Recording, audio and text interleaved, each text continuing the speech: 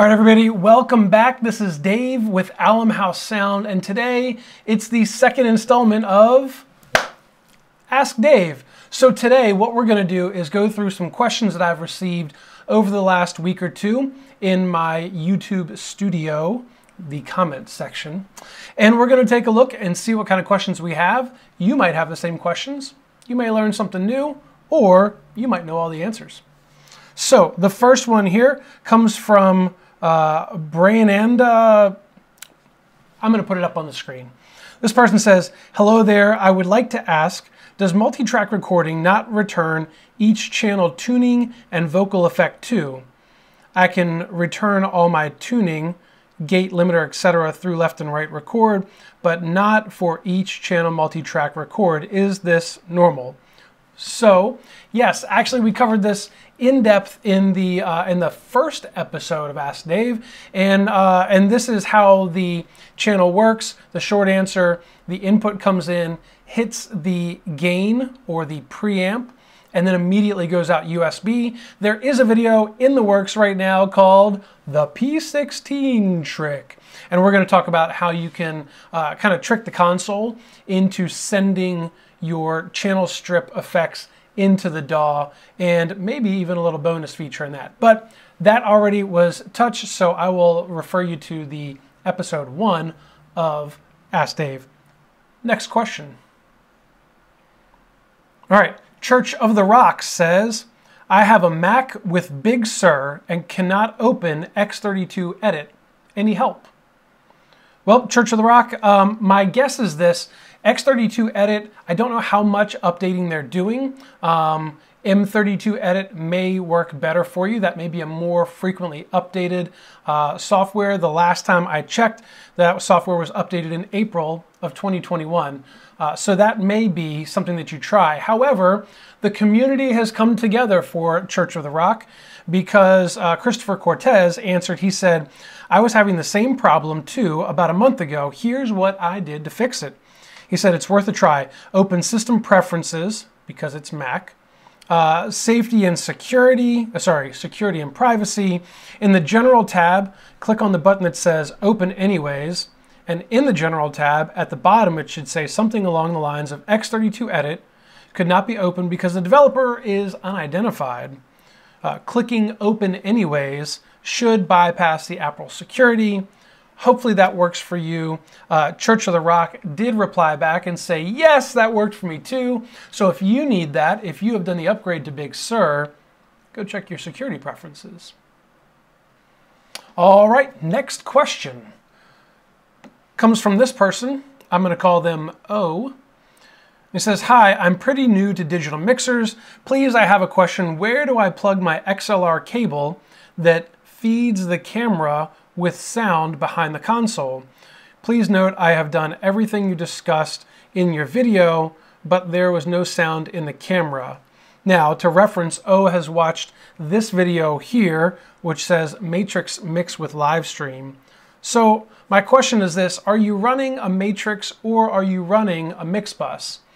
Let's assume for a second that you're on a MixBUS. MixBUSes should be automatically tracked in the routing section. If you go up to routing and out, it should automatically be set to an output up there. So let's say in this case, you're using output 13, as you mentioned in a later comment. So if you check output 13 and make sure that your MixBUS 13 is routed out there, you should be able to plug your XLR cable into the back of the board at the out section there, and it should in fact take it to your camera. Now, you do also need to go to routing and then the XLR tab and make sure that, in fact, output 13 is going out XLR 13. So you have a bunch of different routing options just within that patching, those patching tabs. And so you should be able to find something there. But in theory, that should get you to work. Now, if you're using a Matrix and you need to, you've routed buses and you've built a Matrix mix, then what you need to do is go into output, change your routing of a certain output to match and get sourced from your Matrix mix, then go to routing XLR, confirm that mix is actually going out a true XLR output, and then you can connect your camera there. I do always recommend having 2 outputs. Make a stereo mix whenever possible for your live stream. A mono mix in a room is fine, and but your consumers, your listeners, your viewers, your congregation people, they're going to have a much better experience with a stereo mix coming through the live stream. All right, the last question here comes from Wayne Ebersol. Wayne says, I've noticed that some of my MixBUSes feeding my monitors say custom on the insert point, and some say pre-fader. How do I see what the custom configuration is? Well, Wayne, that's a great question. I have actually never used the custom side of things.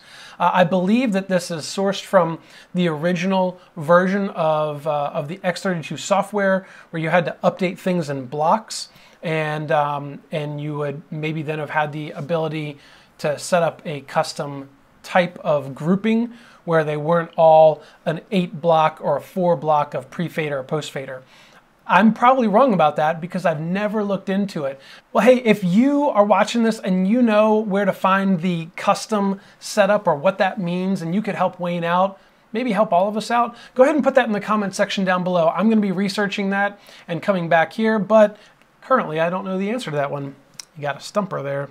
We're going to close out this Q&A session with one last question. This comes from D-Jazz. D-Jazz says, when you solo the stream bus, you won't hear the limiter if it's set to post. Can the solo tap point be changed? So, yeah, this is actually a great thing to check out. D-Jazz, if you go on the console to the monitoring section, hit the view button, you're going to go into the monitoring section, and right in there you're going to have some options that pop up, and the first one is exclusive last. You want to make sure that that is checked, because that's going to make sure that the solo comes at the last point in the stream. Also, it's a great option to find MixBUS AFL and check that one.